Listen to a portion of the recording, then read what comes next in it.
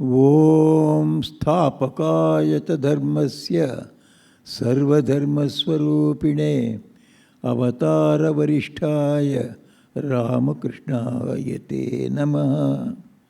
Namaste Yatirajaya Vivekananda Suraye Satchit Sukhaswarupaya Swamine Tapaharine. Dear Swami Bhajanandaji Maharaj, Divyanandaji, Balabhadranandaji, Tattvavidanandaji, Justice Vishwajit Bosu, Professor Gautam Mukhopadhyay, other brother monks, brahmacharis, devotees, and other helpers. I am very glad to be today taking part in this holy function. As you have already heard everything that is to be told about today's significance, you have heard from the welcome address of Suvirananji and also the readings of the historical proceedings by Swami Tattvavidanandaji and of course keynote address of Balabhadrananji and from the speech of Justice Vishwajit Basu. So naturally, when I speak in the last, there will be overlapping, there will be repetition. But that is not a fault to be counted, because there is a sutra in our Shastras, Avartihi Asakrad Upadeshat. Some difficult thing or important thing can be repeated also. So please take it like that, as a repetition of some important thing. Swami Vivekananda started the Ramakrishna mission or the Ramakrishna Sangha, as you have already heard, on May 1st, 1897. So the idea was the Sangha to preach those truths which Sri Ramakrishna himself had preached and demonstrated in his own life, and to help others to put them into practice for their physical, mental, and spiritual advancement. The duty, therefore, of the Ramakrishna mission, that's ours, all of you, we assembled here, would be to conduct the activities of the mission in the right spirit, to establish a fellowship of all the followers of different religions, knowing them as part of one Sanatana Dharma, Vedanta. It would also train teachers. This mission would also train teachers in sciences and other knowledge conducive to the physical and spiritual welfare of the masses. For the removal of the poverty of the masses of the mission should start or encourage others to start different industries and arts. This is a very important point. Till then, till Swamiji, so many great saints have spoken about religion and rejuvenation of the religion.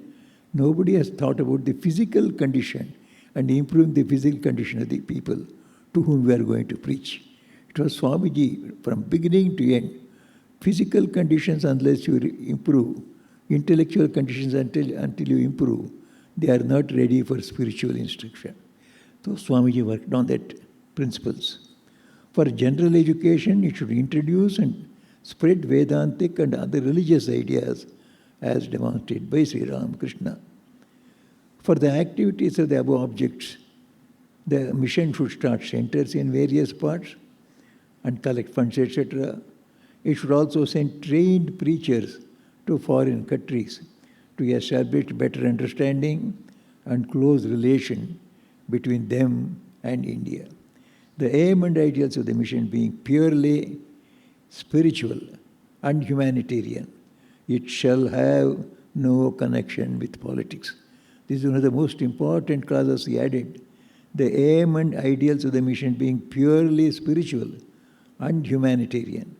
It shall have no connection with politics, and which we have been guarding for the last 128 years. We have to continue it for the next 1500 years. That will be one of our unique features. Swami Vivekananda says, we must have both secular and spiritual education of the nation in our hands. Our hands he means people with the spirit of service and sacrifice. It must be on the national lines and methods. Through accumulation of Vedic culture, Sanskrit culture he calls it, Brahmins and non-Brahmins, Aryans and Dravidians will all unite. Spreading Vedic or Sanskrit culture gives prestige and power and strength to the race. Castes will all be leveled. Power comes for making a strong future India. India must go out to foreign lands, keep abreast with their learning, learn from them also their technologies about the organization in society and other things. And we must also teach them the spirituality. We must go out, Swamiji says, conquer the world through spirituality and philosophy. We must do it or die. Do or die, musician. We must do this or we will die. Fundamental principles of a religion, common to all sects and other religions, are to be taught to every man. Not any sectarian religion like Hinduism or some other ism. So it should be common principles of all religions. This is to be taught to every man, woman and child everywhere. Revere our old teachers. Advaita, Vishishtadvaita and Dvaita are all true. The unity in religion is absolutely necessary for future India. Avoid atheism and superstition. These two are playing havoc in society.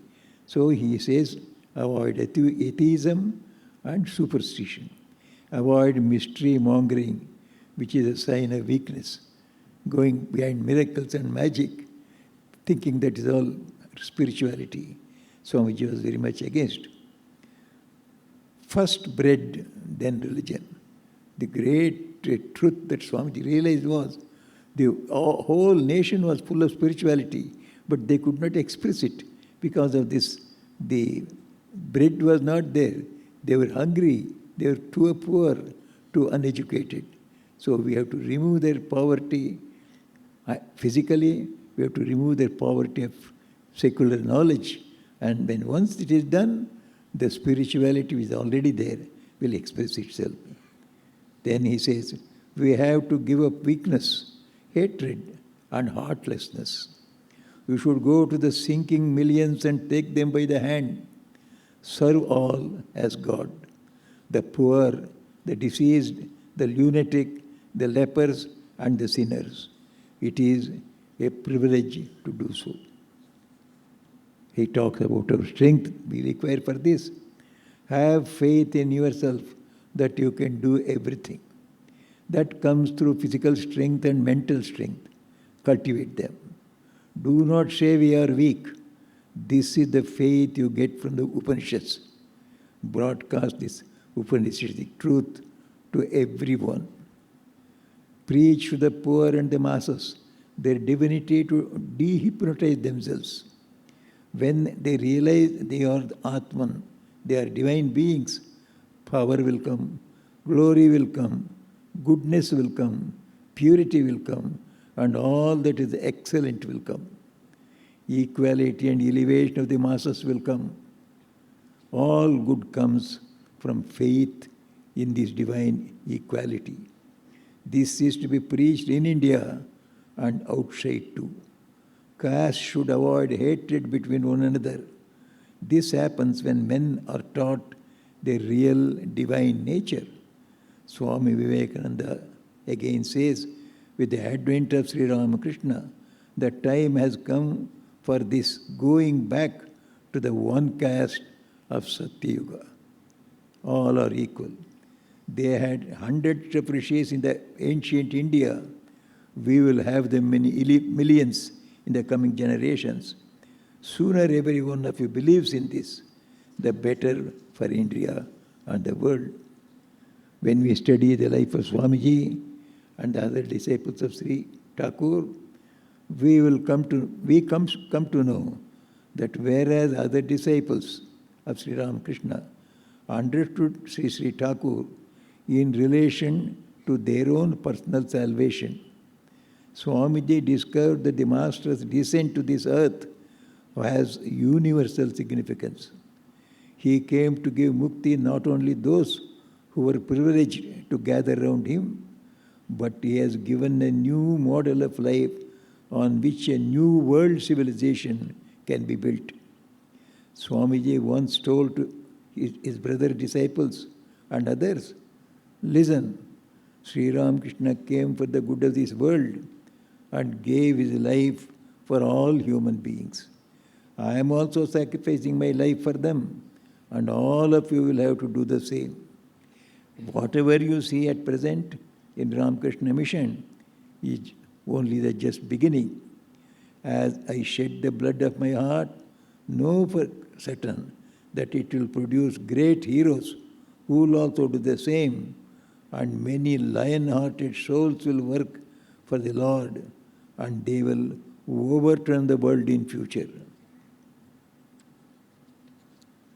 I would like to recall here the words of Mahapurush Maharaj once, while referring to the various challenges that Ramakrishna mission was facing at that time. Mahapurush Maharaj said, the more there are trials, tribulations and adversaries, the more the power of Master's order, that the Sanka Shakti, will be roused. All great achievements have to pass through many obstacles. The more we face opposition and adversity, the more our love, faith and reliance on the Master will increase. This organization came into existence to set into motion the religion of the age, the Yuga Dharma, and it is the Master who is working through each individual belonging to it. The activities of the Ramakrishna mission will continue to progress for centuries. No one will be able to resist its course. Jai Ram Krishna. Om Shanti, Shanti, Shanti.